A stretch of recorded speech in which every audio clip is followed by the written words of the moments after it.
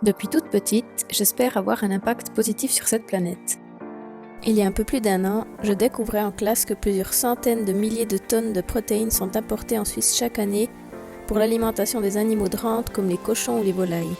En approfondissant mes recherches, je me suis rendu compte que la production d'aliments protéiques fourragers représentait en réalité un problème plus global. En effet, de nombreuses surfaces agricoles cultivables servent aujourd'hui à la culture de céréales, soja ou autres cultures riches en protéines qui sont destinées à l'alimentation des animaux de rente. Pourtant, ces mêmes surfaces pourraient servir à cultiver des aliments pour nourrir les hommes. Et ce d'autant plus que l'on s'attend d'ici à 2050 à être plus de 9 milliards d'êtres humains et autant de bouches à nourrir. Alors qu'aujourd'hui déjà, un homme sur 10 ne mange pas à sa faim tous les jours. Et ceci semble d'autant plus paradoxal que suffisamment de calories sont produites pour nourrir tout le monde, mais qu'un tiers de ces calories est perdu entre le champ et l'assiette.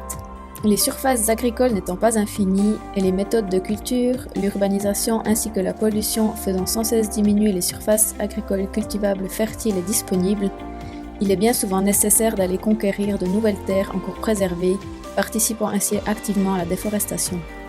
Aussi, les aliments qui servent à nourrir les poissons d'élevage, souvent produits à base de farine de poissons sauvages, participent activement à la surpêche. Il est temps de trouver une alternative. Il m'est alors venu une idée en tête. Pourquoi ne pas utiliser les insectes, riches en protéines, comme source alternative à ces protéines importées? Les insectes offrent en effet une chance énorme d'améliorer la situation actuelle. Les insectes comme les vers de farine ou la mouche soldat noir se nourrissent de déchets organiques, comme les fruits et légumes déclassés car ne correspondant pas aux exigences des consommateurs, ou encore avec les déchets verts ou les restes de cuisine. Ces fabuleux êtres à 6 pattes peuvent être élevés partout autour du globe de manière verticale et en dehors des terres agricoles et peuvent ainsi revaloriser les déchets de manière régionale et servir à l'alimentation des animaux de leur région, tout en laissant les surfaces agricoles à disposition pour nourrir les humains. Leur déjection offre un engrais organique de haute valeur appelé FRAS. Ce dernier stimule naturellement la croissance et le système immunitaire des plantes, tout en favorisant le développement d'organismes favorables du sol. Il prend ainsi soin des plantes, des sols et de la biodiversité qu'ils abritent.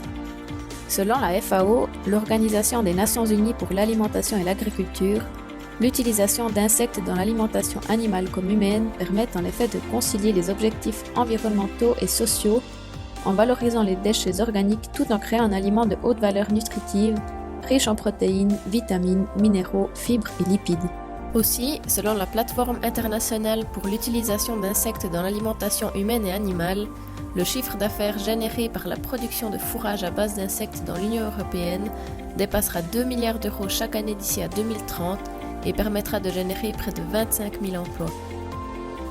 Donc ce que j'aimerais au travers de ce projet, c'est pouvoir réduire à mon échelle l'impact qu'ont la production animale et l'alimentation au sens plus général sur l'environnement. Et ainsi réaliser mon rêve de petite fille.